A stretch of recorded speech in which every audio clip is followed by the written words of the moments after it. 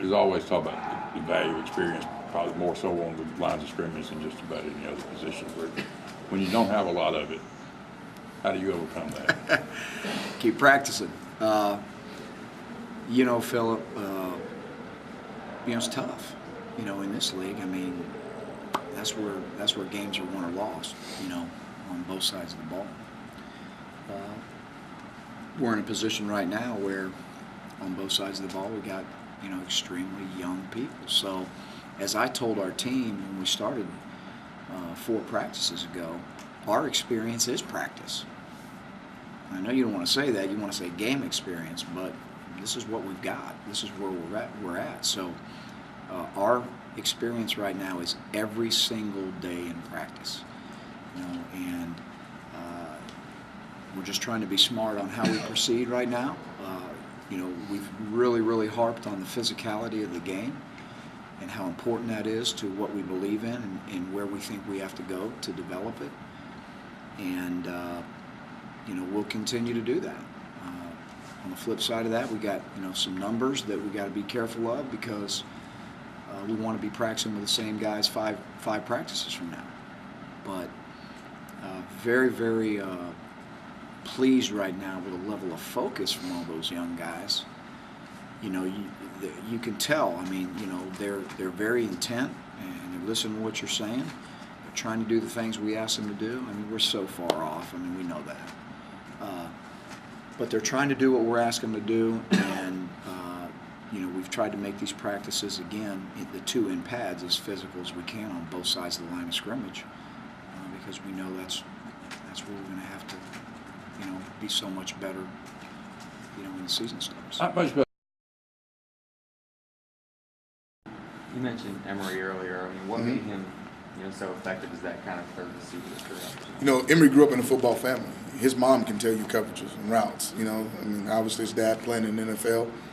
You know, I can remember when I was coaching at Tulane, Emory was about 6 years old, and my son was in the Parks and Recreation, and I went to watch him play, and Emory was on another field, and I knew that was Jeff Blake and his son. I had no idea I'd be coaching him one day, but I tease him about that all the time. I said, "You're just as raggedy as you was then," and so he don't want to hear that. But that learning curve was big for him because he knew football.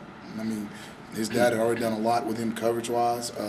He understood the game as far as leverage and tempo, and I think that's why he's so valuable. He's one of the best receivers in the SEC because he can make plays, guys. And he also understands where to be when he's supposed to be there. And I'm telling you, he'll do a good job this year. And you'll see Emory move around a bunch, just like those other guys did, just like Darvin did. Emory will be that kind of guy. How's he embracing that role that he might end up being the go-to guy for he loves it. Emory, you got to say whoa, not sick him with him. If you go back and look, we started the season off last year, and the first kickoff for the game, Emory tackled a guy inside the 20 on the kickoff team. And then he comes back in that game and scores a touchdown.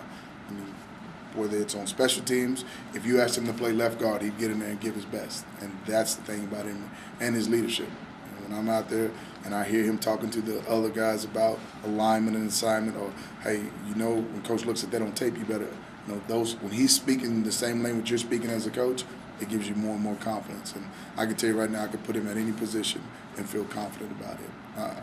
Emory's not getting probably as many reps as everybody else because I know what Emory can do. I'm going to find out what the rest of these clowns can do. Your receivers is part of your family in a way. I mean, the 2 kids that were kicked off the team, does it put a strain on you mentally, just kind of like, these guys are my family, but on the other hand, I'm upset with what they did? Yeah. You don't love family in slices, and that's the way I'll approach that. I may not agree with what they did, but you don't stop loving family. Are you still in contact with them? We always stay in contact with family. Two things that stand out.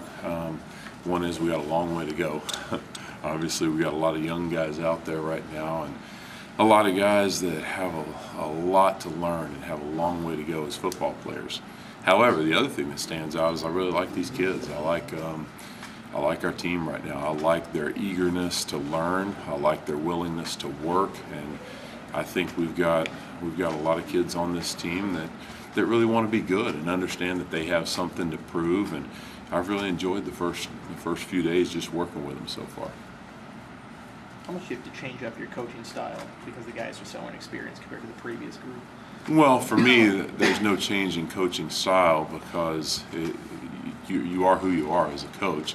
What you do with them is different, So we're going back to square one. We're spending more time on the basics and the fundamentals. And I started off coaching these guys this spring just like I've never coached them. Even the guys that do have some experience, they're still very, very limited. You're talking about AJ, who's got a few games under his belt, Brandon Mosley, who's got most of a season under his belt, but really that's still only 1 year as an offensive lineman.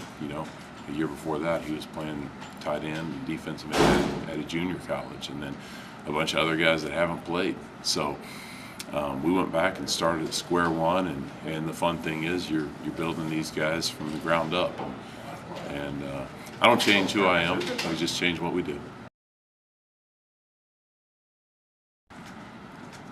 What have you seen out of Ladarius Phillips so far this spring? Yeah, he's he had that Liz Frank injury, and it's a tough injury to his foot, and it generally takes it's 9 months to a year to completely heal.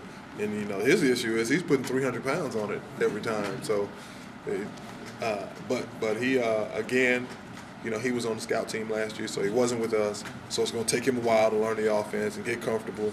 But he is physical and aggressive. He has great hands, and we want him to win that spot. So he needs to come on and win it. Like that's the 3. Yeah. Like the new Eric Smith. Yeah. A little bigger.